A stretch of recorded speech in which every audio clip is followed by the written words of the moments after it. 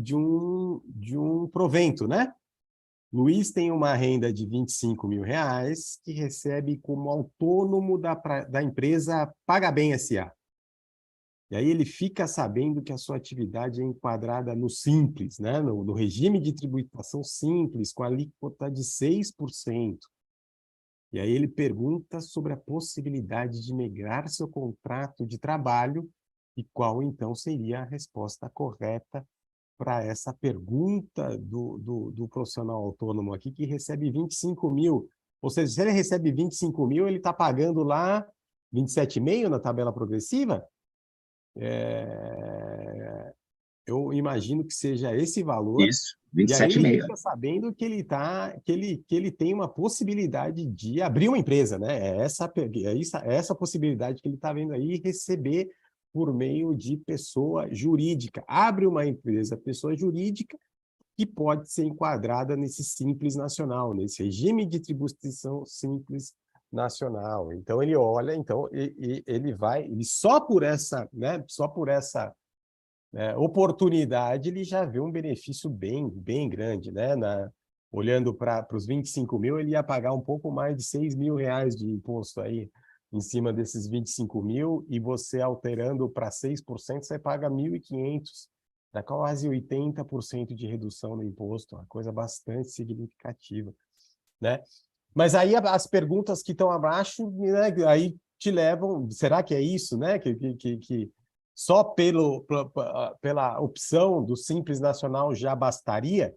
E aí você tem que comparar com essas outras opções que estão dadas nas alternativas aqui, né? Se ele deveria optar pela empresa de regime de lucro presumido, e aí você não tem muita informação aqui para saber se lucro presumido é possível ele ter um benefício ou não, né? Você não tem, né? Você não tem aqui a possibilidade, informação suficiente para você chegar nessa informação aqui para dar segurança para ele optar pelo lucro presumido, né? Optar pelo microempreendedor individual, e microempreendedor individual tem um valor mínimo que você tem que ter de faturamento, e eu acho que ele não está chegando nesse mínimo, né? Então, ainda ele vai ficar aí no Simples, o Simples Nacional ainda está de bom tamanho para ele aqui. Ele poderia ser melhor até, ele até conseguiria uma alíquota até melhor do que esse 6% que ele já conseguiu no Simples, né? E, por último, a opção aqui pelo regime de lucro real. E aí ele teria que ver todas as despesas dele, ver se existe despesa dedutível, né? Talvez, isso vale a pena geralmente para empresas que têm maior porte, que têm despesas, né, com funcionários, enfim, são outros tipos de despesas que grandes empresas têm na sua natureza e que empresas de menor porte não possuem. Então, alternativa correta, alternativa A. Deve-se optar, então, pelo Simples Nacional, seria a recomendação para o nosso Luiz da questão número 2. A MEI é melhor, mas o problema é que estoura o limite, ele vai ser desenquadrado, né? Exato, então, ele não está dentro do limite da MEI, né? Então, E a MEI tem seria um mais um pouco... problema. A MEI tem mais um problema.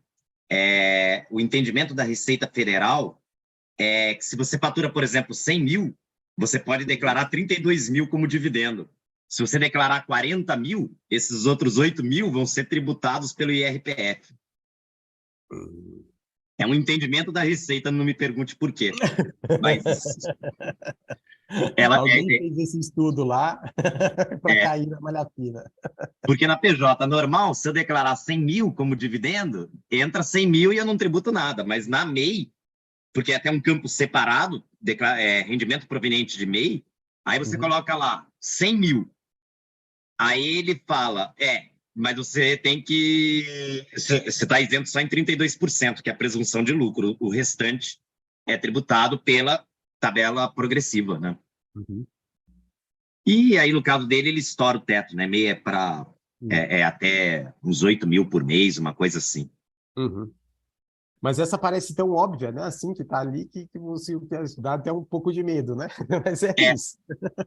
é, é tranquila, questão tranquila. Questão. Realmente tem que analisar as outras alternativas, mas elas É, são todas piores. No lucro presumido vai pelo menos em 10, né? E provavelmente é mais, porque ainda vai entrar ISS, ICMS, uhum, depende da atividade. sim. E no Então, lucro e, real, e esse depende da atividade justamente que mata a questão, porque você não tem é, essa informação da atividade do Luiz na pergunta. Então, já acabou. Nesse momento, você eliminou o lucro presumido. é. Só uma coisa que acho que vale a pena a gente comentar, que isso pode ser perguntado em prova. Pessoal, o Simples, ele estava falando lá, que vai recolher 6% no Simples, tá? Aqui estão todos os impostos, tá? Estão todos os impostos. Inclusive INSS. Estão todos os impostos. Aqui tem ISS, ICMS, IPI, depende da atividade, mas ó, a tabela do Simples, deixa eu abrir ela aqui rapidinho, né? Tem todos os impostos. Quando a gente fala assim que é 6%, vou até abrir aqui já nas imagens. Quando a gente fala que é 6%, já está incluindo todos os impostos, tá? Ó, aqui tem até uma tabela aqui mostrando as alíquotas, aí depende do setor, isso aqui varia, tá? Mas olha só como é que funciona aqui, ó. São esses anexos, aí você tem que ver a sua atividade em que anexo que está. Lógico que a prova não vai te perguntar, né, o anexo, mas aqui engloba todos os impostos, ó. Deixa eu abrir ele aqui. Tá difícil de abrir, né, a imagem. Aqui, ó. Tá vendo, ó? Na primeira faixa, tá aqui o ISS, então tá em 5%, contribuição social tá em 15,20%, o IRPJ 18,80%, COFINS em 17,67% e o PIS em 3,83%. Então, todos os impostos. Isso aqui deve ser uma atividade de serviço, esse anexo 4, tá? Então, é assim que ele funciona, tá? O Simples. Já o lucro presumido, lá quando a gente fala 10,65, é só contribuição social e imposto de renda. Tirando aluguel, todas as outras atividades têm COFINS, ou vai ter COFINS, ou vai ter PIS, ou vai ter ISS, ICMS, IPI, depende do ramo de atividade. As alíquotas, as únicas que você tem que decorar são de RPJ e contribuição social de lucro líquido, tá? As outras não precisa. As alíquotas do Simples, em tese, você deveria decorar, tá no edital, mas eu duvido que seria muita sacanagem, porque são muitas faixas e muitas tabelas, é impossível decorar isso. Acho que nem o contador sabe. Se chamar aqui o Gerson, ele não responde, né? Não, nem o elaborador da questão também sabe, com É. certeza. Seria, mas em tese poderia perguntar na tabela 4, qual é a alíquota do IRPJ para uma faixa de faturamento de 300 mil. Mas não dá, isso aí não é perguntável, né? Uhum.